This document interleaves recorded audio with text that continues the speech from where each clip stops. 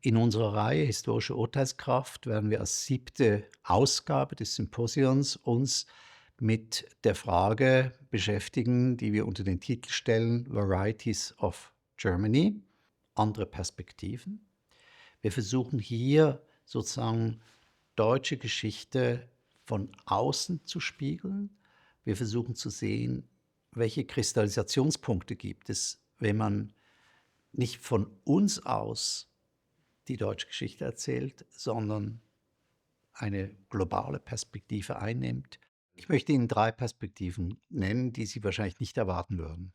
Fangen wir an mit Liliane Weisberg, die uns zeigen wird, wie fremd, wie problematisch die deutschen Einwanderer im 18. Jahrhundert in Pennsylvania betrachtet wurden, welche Widerstände sie auslösten, allein dadurch, dass sie die englische Sprache nicht lernten.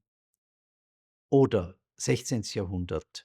Robin Rudway beschäftigt sich damit, in welcher Weise im Osmanischen Reich darüber gestritten wurde, was eigentlich deutsch ist, im Zusammenhang mit einem deutschen Haus, was es da gab. Oder zum Schluss 20. Jahrhundert.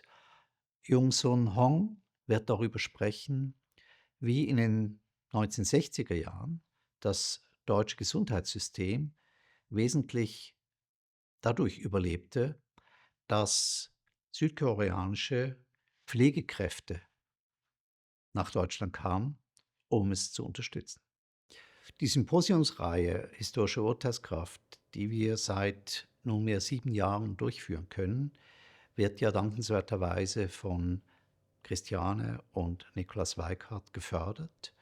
Und diese Förderung von außen gibt uns die Freiheit, einen Testballon hier im Haus mit internationalen Experten jährlich durchführen zu können, um eine wichtige Ausstellungsidee auszutesten.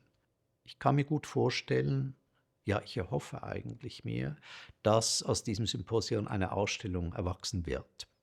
Wir sollten auch darüber nachdenken, dass dieses Symposium in einem Moment stattfindet, wo wir gegenwärtig wahrscheinlich eine Form von Verunsicherung, von Unklarheit über Gegenwart und Zukunft Deutschlands und Europas erleben, wie es bestimmt seit 1989, vielleicht aber auch seit 1945 so nie der Fall war. Und in dem Moment, wo wir solche Disruption haben, ist natürlich auch die Frage wieder nach anderen Elementen dessen, was passiert ist, nach anderen Perspektiven in der Geschichte relevant, um Geschichte und insofern auch die Gegenwart besser verstehen zu können.